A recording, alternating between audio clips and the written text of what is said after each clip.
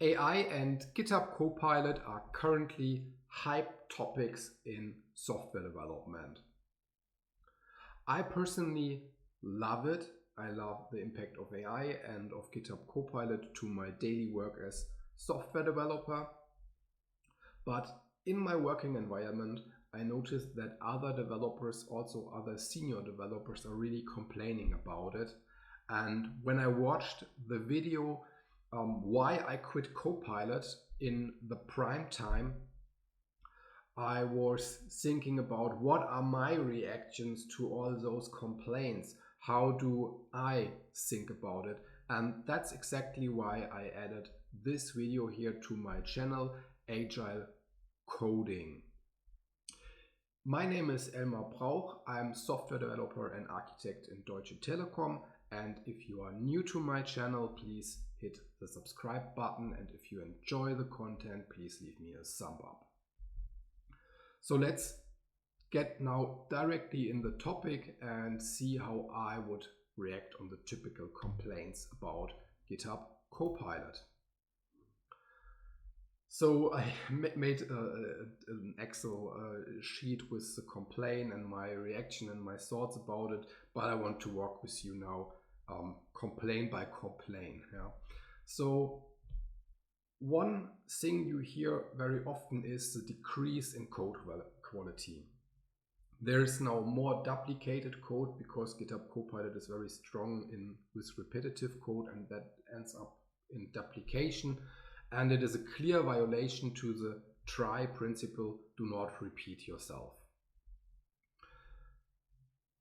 From my point of view, the developer is still responsible for the committed code. So if you violate the try principle with AI or without AI, you are responsible to not do it and to clean up. So that is my main thought about the decrease in code quality, that you are still responsible as a developer.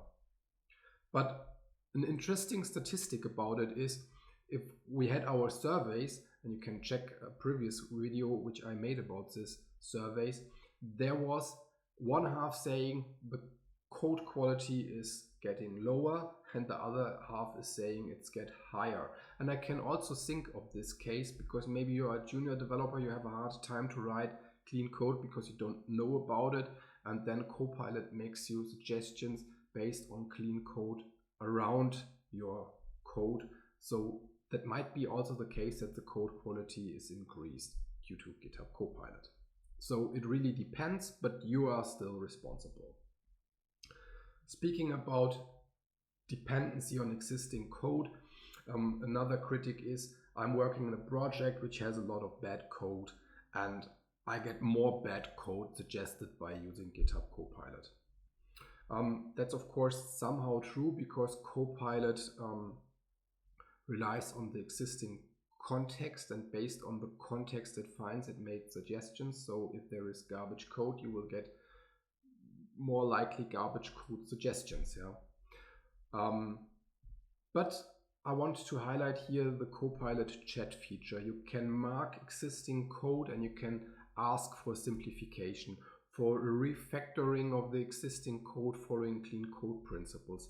And that might already help to increase the quality of your code and get you step by step out of this problematic situation.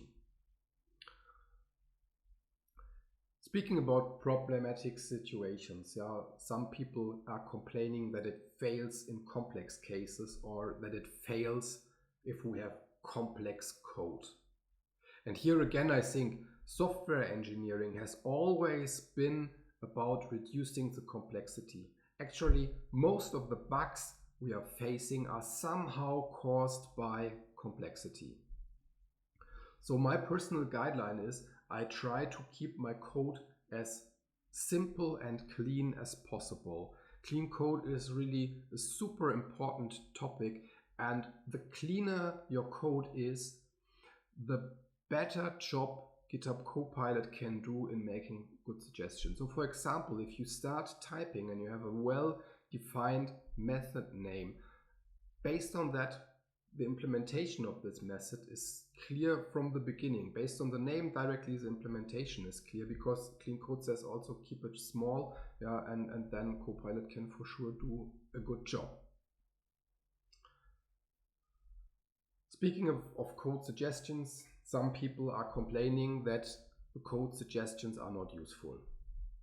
And if we look into the statistics about how many code suggestions are actually accepted by developers. Acceptance means somehow the developer thinks it is useful and I press the tab key to accept this code. That is only in 20% of all code suggestion the case. I have this statistic from my own working environment and from working environments of other big German IT companies.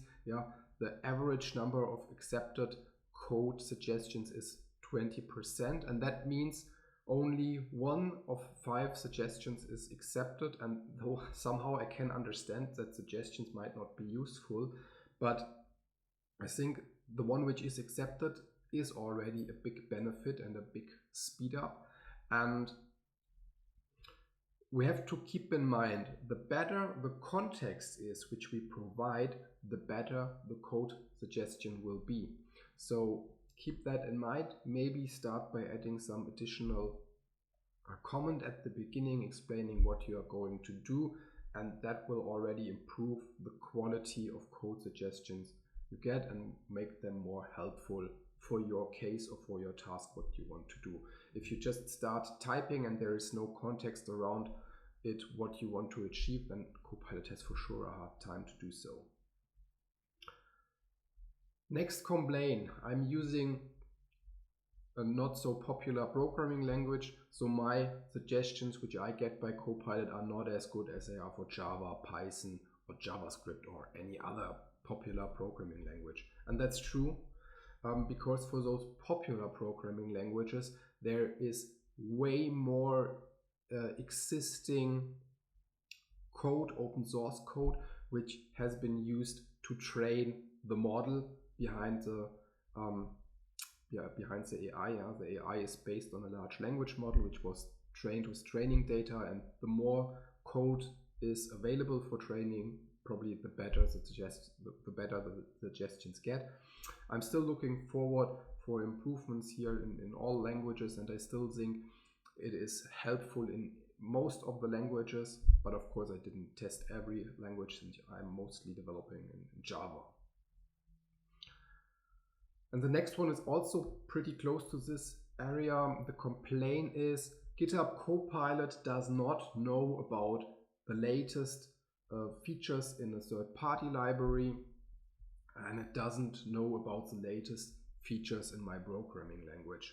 And again, that is of course explainable and understandable based on the training data. The training data gets old, and it doesn't know always the latest features. If a new release of Java is released right now, how should the large language model, the AI, know about it? Because before there was no training data about it. But what you can already see, if you start typing yourself in this with the help of those new methods and new features, then the AI picks it up based on the context and will make suggestions with it. So that's one thing. And for me, the other big question is, do you really need the latest features all the time?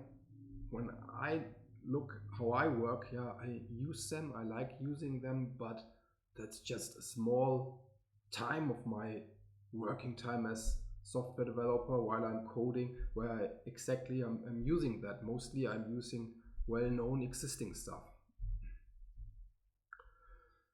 So let's move on with more critics and complaints about Copilot. A complaint about GitHub Copilot chat is that it doesn't solve my particular problem.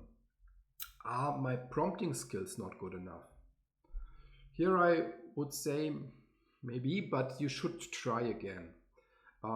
Keep in mind, you start a chat conversation, and a conversation is not just sending one thing and getting afterwards a perfect answer.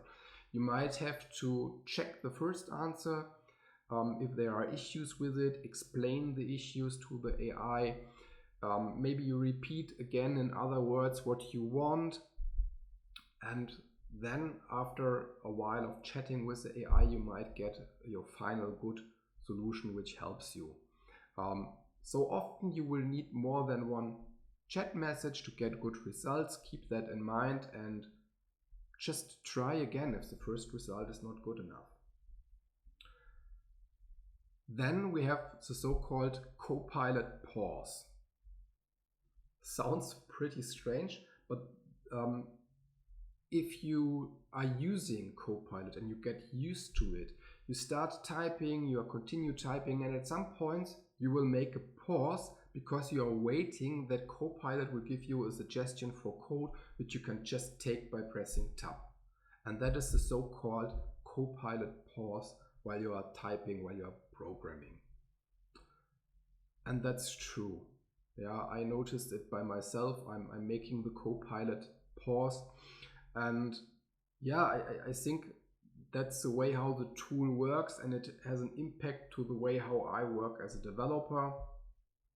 So I can understand that people don't like it, but yeah, somehow if you use something new, in best case it adapts to your style, but sometimes you have also to adapt to its style. So it's like it is. Another fear of people are that their programming skills will decrease if they continue using AI. And here I think, yeah, that might be also in parts true, that existing skills will decrease, but you will learn new skills like properly usage of AI, using it in the right situations, using it in the best way. That are new skills which you will learn if you start using it. So it is some kind of a skill shift. And I would also remind the people, when I was in the university, I learned writing machine code with assembler. But the modern programming languages, which I used already in the university and of course in my jobs afterwards, I never had the need to write again machine code. So losing this skill was not so dramatically. I see it again like a skill shift from writing machine code to writing object-oriented code, and now we have a skill shift from writing boilerplate code on my own to using the AI to do it.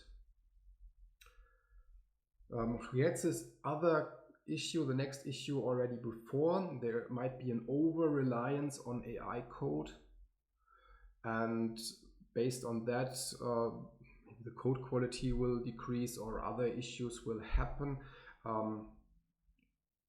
Here again, humans are responsible.